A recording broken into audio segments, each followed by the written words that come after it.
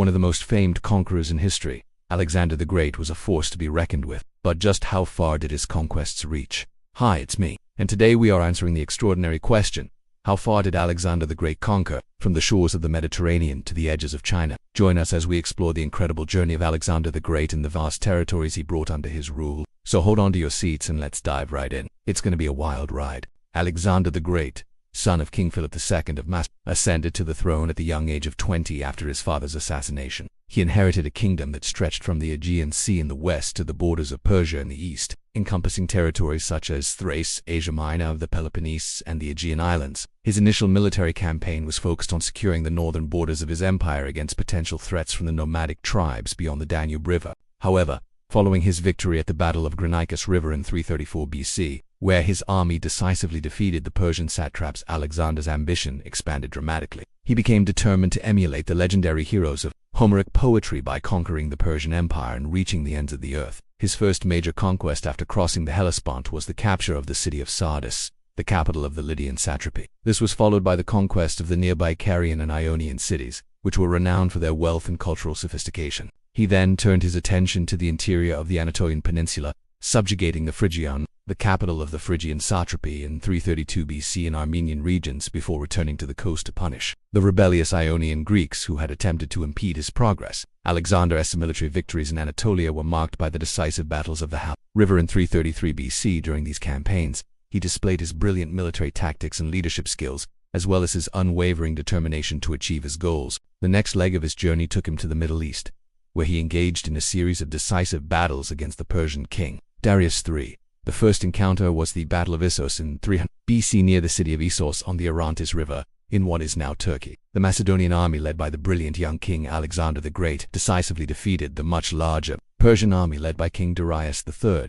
The battle resulted in a decisive victory for Alexander, who pursued the retreating Persians and captured the city of Tyre in 332 BC after a 7-month siege. This important port city was strategically located on the eastern Mediterranean coast and served as an essential gateway to the Red Sea and the Indian Ocean trade routes. Alexander's acquisition of Tyre significantly expanded his empire's naval capabilities and facilitated trade between the Mediterranean and the east. Furthermore, the ruler of Egypt, recognizing Alexander's growing power and influence, proclaimed him Pharaoh of Egypt in 332 BC. His forces swiftly moved through the area, and he founded the city of Alexandria in 331 BC on the Mediterranean coast of Egypt. This recognition not only elevated Alexander's status on the Egyptian people, but also legitimized his rule over the region. With Egypt's rich resources and strategic location, this new territory proved to be a valuable addition to his empire. After consolidating his control over Egypt, Alexander turned his attention to the Levant region, which included modern-day Israel, Jordan, and Lebanon. He easily conquered the region,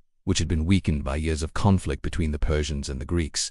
Named after himself, this city would become one of the most important and influential cities in the ancient world, serving as a hub for trade, culture, and learning. Alexander's vision for Alexandria was to create a cosmopolitan city that would serve as a center of exchange between the Greek, Egyptian, and Persian cultures. He envisioned a city that would be home to people from all over his vast empire, as well as those from distant lands who came to trade or study. To achieve this vision, Alexander implemented policies to attract settlers from various backgrounds, and he founded the Museum of Alexandria, one of the largest and most comprehensive libraries of the ancient world, which would become a center of scholarship and research, attracting scholars and scientists from around the world. Under his rule, Alexandria flourished, becoming one of the wealthiest and most densely populated cities in the ancient world. It is generally believed that his forces entered the city without much resistance, possibly because the Babylonians were eager to overthrow their Persian overlords. Its strategic location on the Mediterranean coast made it a vital hub for trade and commerce, and its reputation for intellectual and cultural excellence drew scholars and thinkers from across the known world. Further into the heart of the Levant, he engaged in a series of battles against the Persian satraps, culminating in the decisive Battle of Gaugamela in 331 BC near the city of Mosul in northern Iraq. This battle was a turning point in the war, as Alexander's forces defeated the numerically superior Persian army, forcing Darius to flee. Following this victory, Alexander's armies moved on to Babylon, where they were greeted with open arms by the populace who rebelled against the oppressive Persian rule. While the exact circumstances surrounding Alexander's arrival in Babylon are not fully understood due to the fragmentary nature of historical accounts, This peaceful transition of power allowed Alexander to consolidate his control over the region and to solidify his reputation as a liberator of oppressed peoples. And Susa, where he spent a considerable amount of time reorganizing his army and preparing for his eventual return to Greece, the king of the gods, and that he was destined to be a god. After securing Babylon, Alexander continued his eastward march, reaching the Indus River and engaging in a series of battles against the local rulers, including Porus, a powerful Indian monarch. The Battle of the Hydaspes River in 326 BC was a hard-fought victory for Alexander, who, despite being outnumbered, managed to defeat Porus and subjugate his kingdom. This victory marked the farthest extent of Alexander's military campaigns to the east. Following his victory over Porus, Alexander's troops became disheartened by the prospect of further campaigns and refused to go any deeper into India. Instead, they pressured Alexander to return home, prompting him to turn back and begin his long journey back to Macedonia. On his way back, he made significant stops in cities like Persepolis, where he famously set fire to the palace of the Achaemenid kings. During his journey back to Macedonia, Alexander visited the Oracle of Siwa in Egypt, where he was supposedly told that he was the son of Zeus, leading to a series of wars and power struggles that ultimately resulted in the fragmentation of his empire into several independent kingdoms. This encounter had a profound impact on Alexander's view of himself and his place in the world. From that moment on, he began to see himself as a divine being, and he began to demand that people worship him as a god. He continued to engage in military campaigns, expanding his empire as far as the borders of China and defeating numerous local rulers along the way. These military victories allowed him to acquire immense wealth for himself and his kingdom, as well as to gain control over important trade routes that connected the East and the West, and arches to Egypt and Persia, where they were incorporated into local building traditions. However, Alexander's insatiable desire for conquest and his increasingly erratic behavior, possibly due to his deteriorating mental state,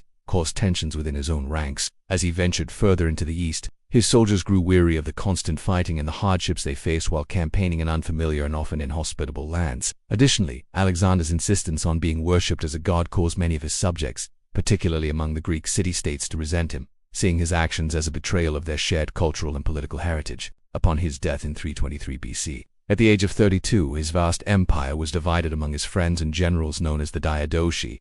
Despite the ultimate fragmentation of his empire, Alexander the Great's conquests had a profound and lasting impact on the ancient world. His campaigns spread Greek culture and ideas across 3 continents, creating a Hellenistic era that influenced art, architecture, philosophy, and science from Egypt to India. The Silk Roads that connected the East and the West played a crucial role in the spread of ideas, goods, and technologies during this period. These trade routes facilitated the exchange of cultural and technological innovations between the interconnected regions of Alexander's empire, fostering a fusion of Greek, Egyptian, and Persian influences that became characteristic of the Hellenistic period. For instance, the Silk Roads enabled the transmission of Greek architectural styles, such as the use of columns. Similarly, Persian artistic motifs and patterns found their way into Greek designs, while Egyptian motifs like lotus flowers and papyrus plants appeared in both Greek and Persian artworks. The extent of Alexander's conquests can be seen in the vastness of the territories he brought under his rule. Stretching from Greece to India, his empire encompassed the former Persian Empire and extended as far east as the Beas River in India. He conquered important cities like Tyre,